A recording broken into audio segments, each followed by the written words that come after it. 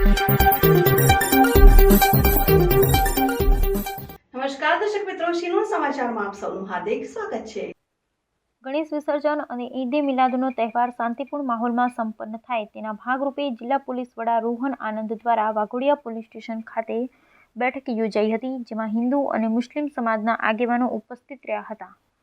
આવનાર ગણેશ વિસર્જન અને ઈદે મિલાદનો તહેવાર વાઘોડિયા પંથકમાં શાંતિપૂર્ણ વાતાવરણમાં યોજાય અને શાંતિપૂર્ણ વાતાવરણમાં સંપન્ન થાય તેના ભાગરૂપે જિલ્લા પોલીસ વડા રોહન આનંદ દ્વારા વાઘોડિયા પોલીસ સ્ટેશન ખાતે એક બેઠકનું આયોજન કરવામાં આવ્યું હતું, જેમાં હિન્દુ અને મુસ્લિમ સમાજના આગેવાનો ઉપસ્થિત રહ્યા હતા। આ ઉપરાંત જિલ્લા પોલીસ વડા રોહન આનંદની ઉપસ્થિતિમાં વાઘોડિયામાં કાયદો વ્યવસ્થા જળવાઈ રહે તે હેતુથી ફૂડ પેટ્રોલિંગ યોજવામાં આવ્યું, જેમાં વાઘોડિયા પીઆઈ પૃથ્વીરાજ જાડેજા, વાઘોડિયા પીએસઆઈ સહિત તમામ પોલીસ સ્ટાફ જોડાયો હતો। બ્યુરો રિપોર્ટ રાજુ મંસૂરી સાથે વિતુલ કુમાર શાહ, વાઘોડિયા।